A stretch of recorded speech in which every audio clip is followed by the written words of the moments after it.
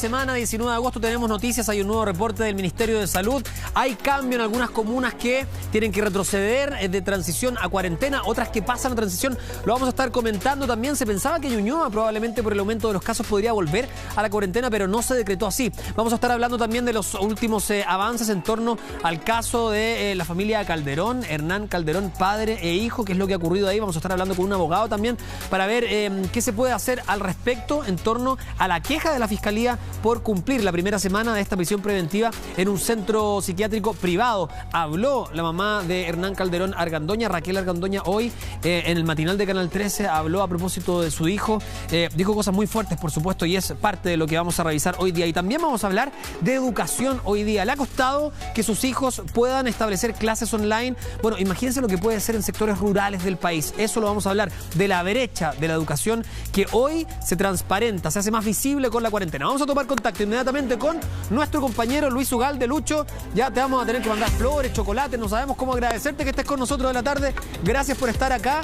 Y bueno, vamos a partir primero que todo contándoles a propósito del lugar donde estás. Tú estás en Ñuñoa, o justo en la esquina, ¿no? Esto es Irarrázaval con Pedro Valdivia, corrígeme por lo que puedo ver. Y justo se pensaba que Ñuñoa podría retroceder por el aumento de los casos en las últimas semanas. Antes que todo, si quiere las flores y los chocolates, los manda por delivery. Tratamos de desinfectarlos cuando lleguen y ahí sí que no hay ningún problema. Lo vamos a hacer. Tú lo decías, esquina de Irarrázaval con Pedro Valdivia. Si lo puedes mostrar, Carlos, mostrarnos un poco cómo está el panorama, la situación acá. Esta es una de las esquinas más transitadas de la comuna de Ñuñoa. Está la salida del metro acá, está el Caracol de Ñuñoa, que por más que aparezcan centros comerciales, el Caracol sigue siendo un punto de comercio importante para la gente de Ñuñoa, la gente de Macul, para todos quienes viven en estos sectores. Y claro, se pensó en algún momento que con los anuncios que se esperaban para hoy, Ñuñoa podría retroceder un paso, podría pasar desde transición a cuarentena por el aumento de casos. Sin embargo, eso no ocurre.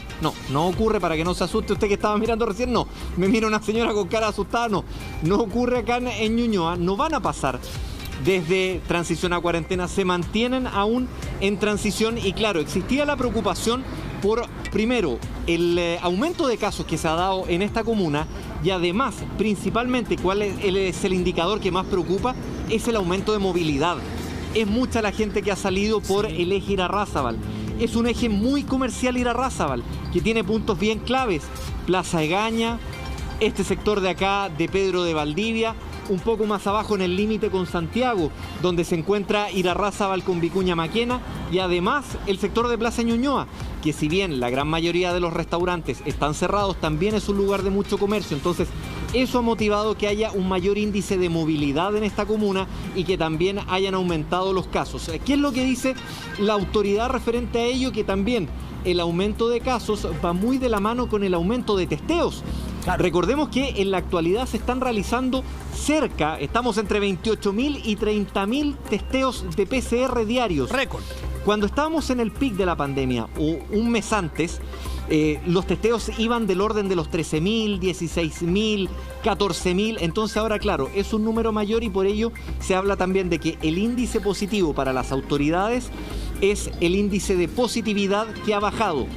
Sin embargo, hay expertos como por ejemplo los de Espacio Público que han puesto la alerta, lo dijeron ayer también con esta declaración de que era casi una ruleta rusa, el cambio de todas estas medidas y del plan paso a paso con el índice RE, que es el índice R, perdón, que es el índice de la velocidad de contagio. Exacto. Que hay comunas donde ese índice sí aumentó, y eso sí es muy preocupante. No, y ahí lo que dicen es que tiene que estar bajo 1, y cuando supera el 1, ahí hay que preocuparse. Solo algunos datos, Lucho, para ir complementando lo que tú nos estabas contando. En la región metropolitana, de acuerdo a lo que indica la autoridad, los casos disminuyen en un 11%. La positividad a nivel nacional en las últimas 24 horas marcó 6,8, que es la mejor cifra de la última semana. Y lo que tú decías, vamos a revisar las comunas que cambian un poco su estado. Las que avanzan de cuarentena a transición, vale decir, a la etapa 2 de este paso a paso, son Los Andes, Curicó, Peñalolén, acá en Santiago, la región metropolitana, San José de Maipo, Padre Hurtado y Peñaflor. De preparación a apertura, que es muchísimo mejor, es Juan Fernández a partir del lunes. Y quienes retroceden, quienes lamentablemente no han podido hacer bien el trabajo, se han encontrado con dificultades en el camino, de preparación a transición a partir del viernes, Hualpén, Talcahuano y Concepción. transición. Y de transición, vuelta a la cuarentena, nuestros amigos de Punta Arenas a partir del viernes, y también Ovalle, Penco y Tomé. Bueno, es parte de lo que sabíamos que podía venir, Lucho, y no estamos exentos en la región metropolitana, ya son muchas comunas acá. Tú estás en Ñuñoa, pero ¿qué va a pasar en las próximas semanas con Providencia, con Estación Central, Santiago, Vitacura, Lo Barnechea, Las Condes? Todas esperan avanzar en la etapa 3, pero lo cierto es que el riesgo de un rebrote es grande, considerando también, como tú dices, las aglomeraciones de personas que vemos, particularmente en los horarios punta, ¿no? Tanto en el transporte público como en el comercio. Claro, sí, apunta un poco ahí, y ahí es donde va también la preocupación de las autoridades y qué es lo que va a pasar. Hay varias opiniones diversas referente a si el mensaje de la autoridad está siendo correcto, si es que la ciudadanía está entendiendo bien el mensaje o no.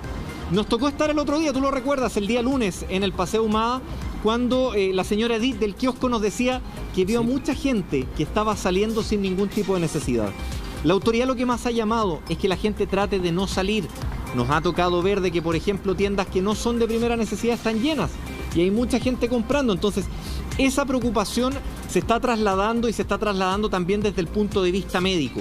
Es lo que está pasando, lo decías tú, en comunas como Penco, Ovalle y Punta Arenas. ¿Lucho? Punta Arenas, recordemos que ya tuvo un brote bastante importante al principio de la pandemia. Entonces, esa situación también complica a las autoridades, que Punta Arenas había avanzado, pero después tiene que retroceder nuevamente.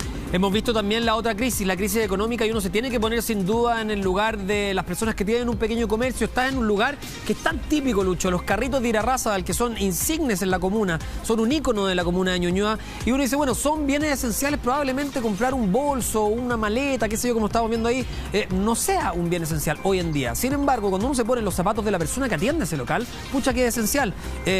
Lo importante aquí yo creo que es que nos cuidemos todos, ¿no? Entender que hay personas que necesitan volver a abrir sus negocios, pero por otro lado también tratar de ver si es que hay una aglomeración de personas, si es que hay una fila larga, bueno, irse, darse la media vuelta, irse y tratar de volver en un momento en que esté más vacío. Lamentablemente, aunque sea incómodo, así es como tenemos que funcionar, Lucho. Claramente, el comercio tiene que abrirse. Lo puedes mostrar, tú lo decías, Humberto, esta esquina es muy reconocida, por eso están los kioscos acá con los puestos de maletas, de mochilas, de bolsos. Yo desde niño que circulo por esta zona, entonces me acuerdo perfectamente. Lo mismo que el Caracol, que siempre también es un centro que es de mucho comercio en este lugar, que te lo decía, por más que acá llegaron distintos centros comerciales que se instalaron en Plaza Egaña o en Grecia con Macul, el Caracol sigue teniendo todavía ventas. Entonces, estos lugares tienen que seguir funcionando, tienen que tratar de abrir y tienen que vender. Si también se entiende la postura del comerciante, si el comerciante también es parte importante de nuestra economía, sí, y tiene que abrir, pero claro, la preocupación de las autoridades y en especial la preocupación del personal médico apunta especialmente a que la gente pueda mantenerse en sus casas, que trate de salir lo menos posible. El virus todavía está ahí. Todavía está dando vueltas, el COVID todavía está ahí, todavía tenemos una tasa alta de contagios, todavía tenemos un índice de velocidad de contagio alto. Mira, le vamos a preguntar a la persona que está acá. Bueno. Hola, ¿cómo está? Buenas tardes, disculpe que la moleste, la veo que está atendiendo, pero preguntarle brevemente, ¿ustedes abrieron ahora cuando hicieron el paso a transición o pudieron abrir antes? Cuénteme un poco. Hace 3 semanas atrás que abrimos. Ya.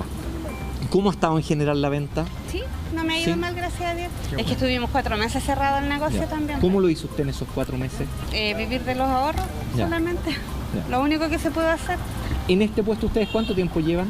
4 años. 4 años. Sí. Lo comentábamos recién, es un puesto bastante clásico, esta esquina de las carteras, los bolsos. Sí. ¿La gente ha venido a comprar ahora? Sí. Sí. Sí, igual nos esperaron harto nuestros clientes, así que volvieron acá. Cuando supieron que teníamos abierto, ya volvieron. Y ahora, medidas de seguridad, por ejemplo, usted tiene las carteras ahí, la gente las puede tocar o no, solamente las pueden ver y usted se las pasa, ¿cómo funciona? Sí, las pueden tocar y yo igual las entrego al cliente si me las piden. Ya. Igual tengo alcohol gel acá para que la gente se... Tiene de todo para evitar eso. Vemos que también ha incorporado otras cosas, están las camitas para mascotas. Sí, me va bien con eso. Ok, muchas gracias. Solo para que le puedas preguntar, sí, cuéntame, Humberto. Si es que en estos 4 meses donde ella hizo, bueno, me tuve que comer los ahorros, como gran parte de los chilenos, ¿pudo optar algún beneficio del Estado, por ejemplo? Me preguntan desde el estudio, usted nos decía, tuvo que utilizar sus ahorros. ¿Pudo optar a alguno de los bonos que entregó el Estado, que entregó el gobierno? Sí, el bono de los 500.000 pesos, ese me salió hace poco. Ya, fue el único. ¿Pudo llegar a ese? Sí, ¿Usted tenía dinero en la AFP? Sí. Sí, y va a poder sacarlo, ya Sí, lo sacó. también, sí, de a Ya. poquito. Pudo De a entonces acceder al 10%.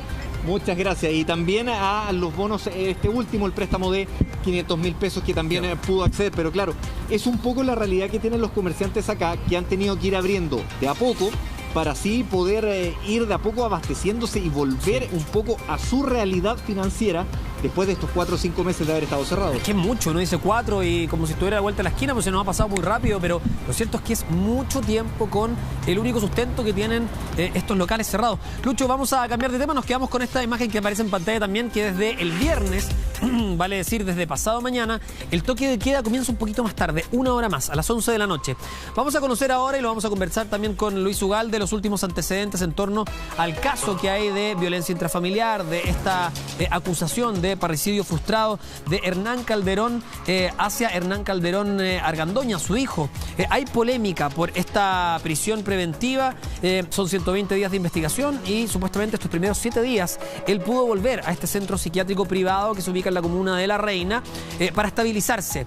Si eso ocurre, de acuerdo al informe médico que se emane después de una semana, tendría que cumplir el resto de esta prisión preventiva en Santiago 1. Hay algunos que cuestionan esta medida. Hoy habló la madre de Hernán Calderón Argandoña, Raquel Argandoña. Es una familia mediática, son por supuesto ampliamente conocidos por el público. Sin embargo, hoy día habló como mamá. Vamos a revisar los últimos antecedentes de lo que ha ocurrido. Se reconocen las faltas por parte de los padres. Aquí hay un problema de violencia intrafamiliar, por supuesto, pero también un problema que podría afectar a muchos papás y mamás de nuestro país. Vamos a revisar los últimos antecedentes con una nota de nuestro departamento de prensa y luego lo comentamos acá en Contigo en Directo. El tribunal accede a lo solicitado, la prisión preventiva,